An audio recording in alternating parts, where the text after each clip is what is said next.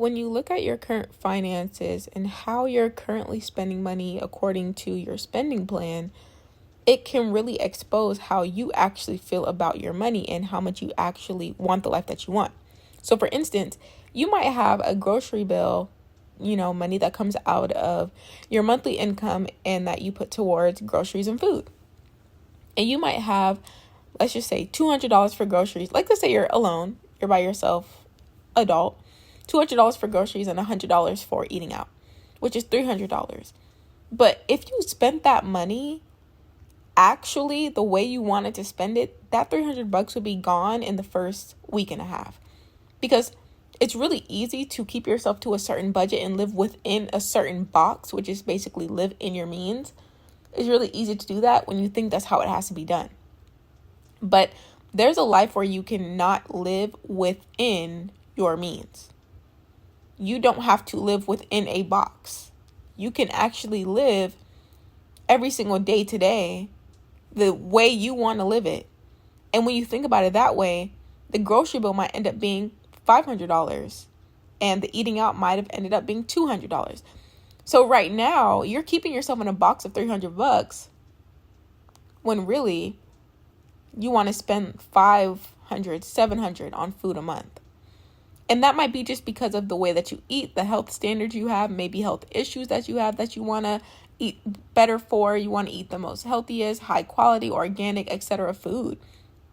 But it's so easy to not do that and to not live the life that you're actually telling yourself you want, because you're holding yourself to a invisible illusion of a standard, because somebody told you somewhere across the world that you had to live within a certain amount of means. So you said, hey, the world says I must live in means or I will be broke. So let me go ahead and set up $100 for this and $200 for that and blah, blah, blah, blah. And you're putting yourself in these boxes.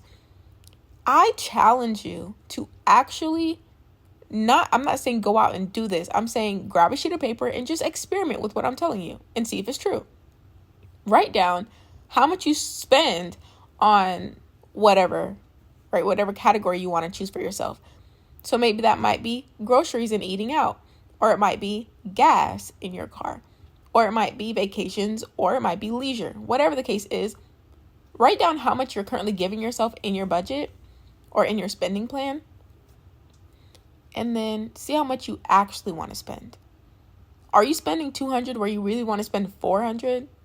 Are you spending $50 on gas every month and withholding yourself from leaving your house because you know you have to stretch your gas for the next 4 weeks, when really you want to put $50 in your tank every single week because you want to go places and do things and see things?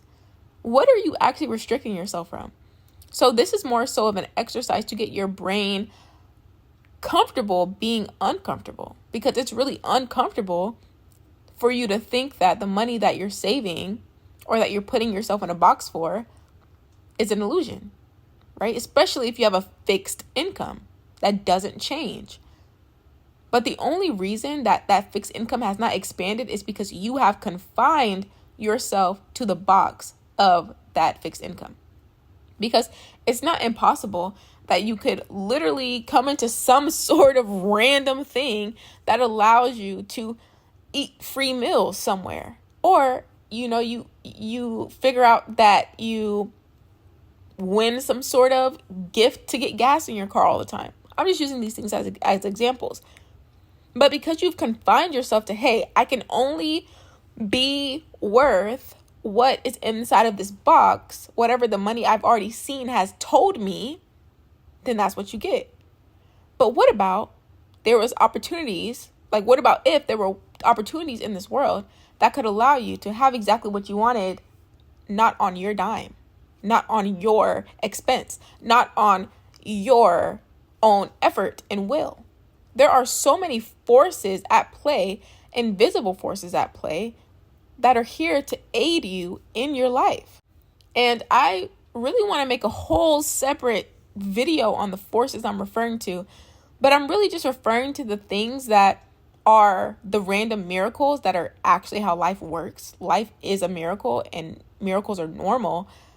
But to most people, including myself in the past, I used to think that wasn't normal. And so I would basically close myself off to any other possibility of having what I want unless I could do it with what I saw I had.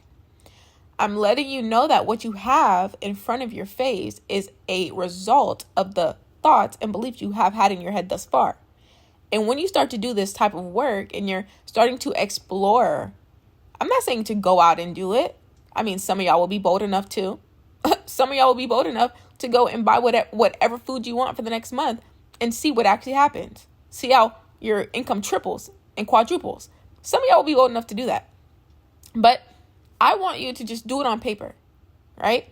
Do it on paper. Look at what you're currently spending in a certain category and how you're constricting yourself. Because you're essentially saying, hey, I'm only allowed, back to the example with the $200 for groceries. Hey, I'm a single individual, single adult. I'm only allowed to spend $200 a month. And so you get your brain so used to only receiving $200 worth of food every single month that you're literally blinding yourself from the abundance of all the other ways that you can have beautiful dining experiences and endless opportunities to get all sort of nice foods and organic foods, because you have confined yourself to a box that is an illusion. Now, the box that's an illusion is a really good illusion, just like every other illusion on the earth. Just like time and space, they're all really good. That's why society plays into them, because they're really good illusions.